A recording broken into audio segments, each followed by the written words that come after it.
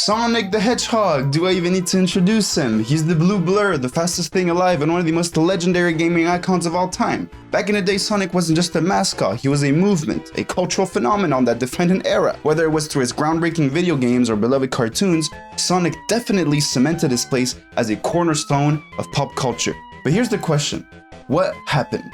How did the once unstoppable Sonic go from dominating the gaming world to struggling to keep up? How did the character who once stood toe-to-toe with Mario end up on such shaky grounds? Let's dive right in.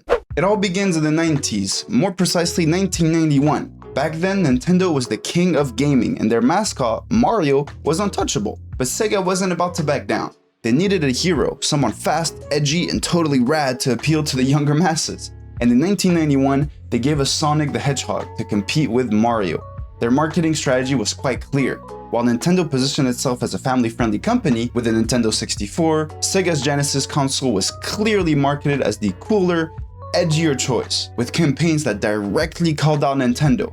Remember this? Genesis does 16-bit sports action. You can't do this on Nintendo. Genesis Does. Genesis Does. Genesis Does. Genesis Does. Free. does. What Nintendo? It was ads like those that sparked a huge console war. Kids in recess would debate for hours on end about what was the best choice between Mario and Sonic, Sega and Nintendo. On one side we had Nintendo, with Mario focusing on the jumping aspect of platforming, whereas Sonic focused on the speed aspect of platforming. It was Sonic's fast-paced approach to platforming that really put him on the map. By the mid-90s, Sonic wasn't just competing with Mario, you could argue that he was winning. Games like Sonic 2 and Sonic 3 and Knuckles were masterpieces. They managed to combine breakneck speeds, tight platforming, and music that still slaps to this day.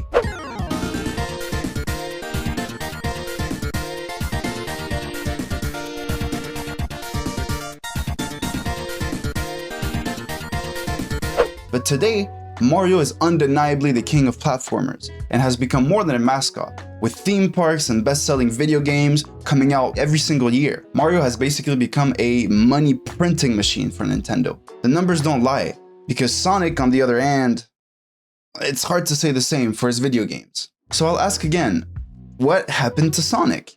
The answer is pretty simple, to be honest. It comes down to Sega's inability to transition to a new era of video games. In 1998, the revolutionary technology of 3D made its appearance. On one side, Nintendo transitioned seamlessly by making Super Mario 64, a 3D platformer still widely recognized as one of the best platformers ever made, with speedrunners still till this day attempting to break the game. Whereas Sega made... To be fair, it wasn't Sega's inability to transition. It was more that the 3D technology at the time was not able to support the fact that Sonic's main thing was speed. And that really worked against them. It created sort of this identity crisis for Sega's development team because they didn't know what else to push onto the player in a 3D environment. And unfortunately, things didn't improve. Games like Sonic Heroes and Shadow the Hedgehog experimented with new ideas but failed to deliver the polished gameplay the fans expected, clearly indicating that Sega's mascot was having a real identity crisis. Then in 2006, Sega tried to reboot the series with Sonic the Hedgehog. It was supposed to be Sonic's grand return, but became one of gaming's biggest disasters. Well, there's not much to say. The game was a disaster, really.